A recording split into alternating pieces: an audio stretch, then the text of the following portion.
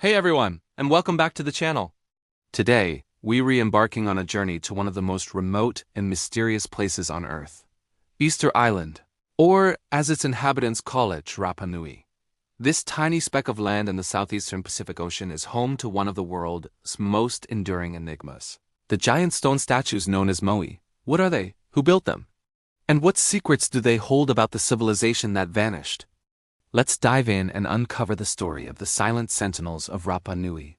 Imagine stepping onto an island thousands of miles from the nearest continent, a landscape of rolling volcanic hills dotted with nearly 1,000 colossal stone figures. These are the moai, carved from volcanic tuff. These monolithic statues stand as a testament to the incredible ingenuity and determination of the early Rapa Nui people. They are not just heads, as is often depicted. Most moai have full bodies, some buried up to their necks by centuries of shifting soil. They can stand up to 33 feet tall and weigh a staggering 82 tons. To put that in perspective, that's heavier than a dozen elephants. So, who were these master craftsmen? The moai were carved by the Polynesian colonizers of the island, who are believed to have arrived sometime between 800 and 1200 AD. These statues are considered to be living faces, or aringa ora, of deified ancestors. They were representations of powerful chiefs or other important figures in their lineage. By erecting these statues, the Rapa Nui people believed they could channel the spiritual power, or mana, of their ancestors to protect their clans, ensure good harvests, and bring prosperity. It was a way of connecting the living with the spirit world, a bridge between generations. The main quarry where almost all the moai were carved is called Rano Rairaku, a volcanic crater on the eastern side of the island. It's an incredible sight. You can still see hundreds of statues in various stages of completion. Some still attached to the bedrock, as if the carvers just dropped their tools and walked away one day. The Rapa Nui used simple stone tools called toki to painstakingly chip away at the volcanic rock, a process that could take a team of carvers over a year to complete for a single statue. But carving them was only half the battle.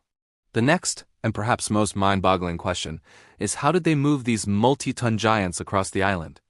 Some statues were transported over 11 miles from the quarry to their final destinations. For years, this question stumped archaeologists and engineers.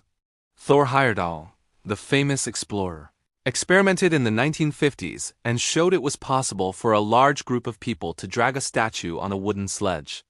However, local oral traditions tell a different story. They say the moai walked to their platforms. This walking theory, once dismissed as mere legend, has gained incredible traction in recent years. Archaeologists Terry Hunt and Carl Lipo demonstrated a compelling method. By using just 3 ropes and a coordinated team, they could rock a replica statue from side to side, inching it forward in a walking motion. Its heavy base and low center of gravity made it surprisingly stable. This method aligns perfectly with the folklore and also explains the broken statues found along the ancient roads. They likely fell during their walk. Once a moai reached its destination, it was erected on a large stone platform called an ahu. These ahu were sacred ceremonial sites, often containing tunes for the very ancestors the statues represented. The moai were typically placed in a line facing inland with their backs to the sea. Why? Because they were not watching for invaders from the ocean. They were watching over their people, the villages, and the agricultural lands, extending their protective mana over their descendants. Some of the most impressive moai were later adorned with pukao, which are large red stone hats or topknots. These were carved from a different quarry and represent a chieftain's topknot of red hair, a symbol of high status and power. The golden age of moai carving lasted from about 1250 to 1500 AD, but then something went wrong. When European explorers first arrived in the 18th century, they found a society in decline and many of the statues toppled. The island, once thought to be lush with palm forests, was largely barren. This led to the popular theory of ecocide, the idea that the Rapa Nui people, obsessed with statue building, cut down all their trees to build sledges and canoes, leading to soil erosion, crop failure, civil war, and ultimately, the collapse of their civilization. It became a cautionary tale for the modern world. However, recent research is rewriting this dramatic story. While deforestation did occur, it was a more complex process. The introduction of the Polynesian rat, which arrived with the first settlers, likely played a huge role. These rats feasted on the seeds of the palm trees, preventing the forests from regenerating. The collapse wasn't a sudden, self-inflicted catastrophe, but a slow, gradual change to which the Rapa Nui people adapted. Evidence suggests they shifted to rock gardening and other sustainable farming methods to survive in the changed environment. So what about the toppled statues?